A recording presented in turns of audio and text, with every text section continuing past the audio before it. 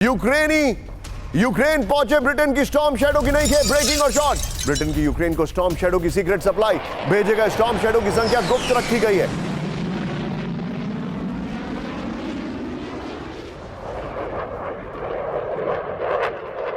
रूस से युद्ध के बीच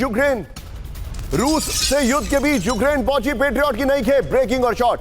जर्मनी से यूक्रेन पहुंचा पेट्रियट मिसाइल डिफेंस सिस्टम, दोनों ब्रेकिंग दोनों शॉट दिखाई है। नई खेप में पेट्रियट की संख्या की जानकारी नहीं है।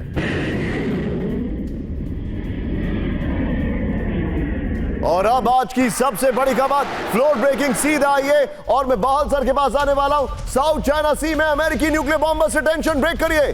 जापान के मिसावा एयरबेस में B-1B बॉम्बर्स की उड़ान दिखाइए जरा। ब्रेकिंग, फुल स्क्रीन ब्रेकिंग या स्लो ब्रेकिंग, बड़ी खबर। Too late. यहां पर ताइवान से जापान तक अमेरिका की चीन से सुरक्षा की तैयारी। अमेरिकी बॉम्बर्स की उड़ान के बाद चीन से North Korea alert, full screen breaking दिखाइए। रॉकवेल B-1 लैंसर की range 12,000 kilometre.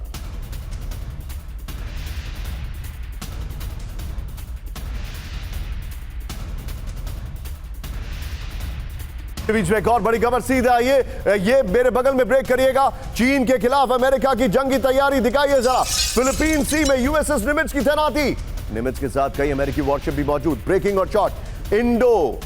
US Indo Pacific command के शो ऑफ फोर्स निर्देश के बाद तैनाती कर दी गई है। साउथ चाइना सी में चीन के एक्शन के बाद ये अमेरिका की तैयारी है। आइए जरा इसके स्टेयर ग्राफिक्स पर पहले वाली ब्रेकिंग और शॉट बगल में दिखाएंगे।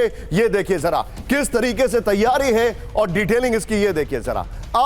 अब जो हमारे पास जानकारी आ रही है उसको देखिए, आप समझिए क्या क्या जानकारी आ रही है।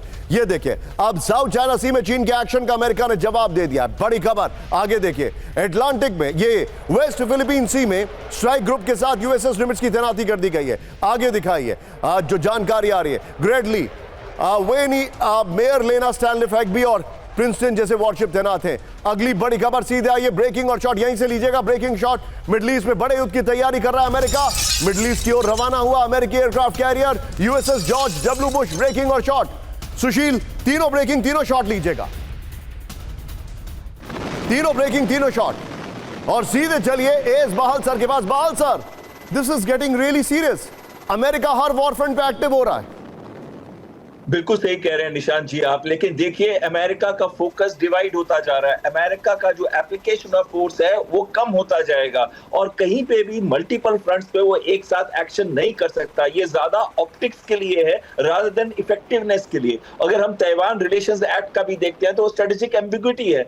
अगर कभी भी चाइना ताइवान को ऑक्यूपाई करता है तो कहीं पे भी ये लिखा नहीं है कि अमेरिका उनको आके अटैक करेगा चाइना को। और दूसरी बात है वो सेल्फ डिफेंस वेपन्स दे रहा है, उनको जहाज दे रहा है, उनको कोस्टल डिफेंस सिस्टम दे रहा है। उसी तरीके से जो ये अपनी डिप्लॉयमेंट हर जगह कर रहा है, ये ज्यादातर ऑप्टिक्स है। मुझे नहीं लगता कि कभी भी चाइना बड़ी जल्दी में ताइवान के ऊपर अटैक करेगा, या अगर अटैक करता है तो कहीं ना कहीं यूएस डायरेक्टली इन्वॉल्व होगा।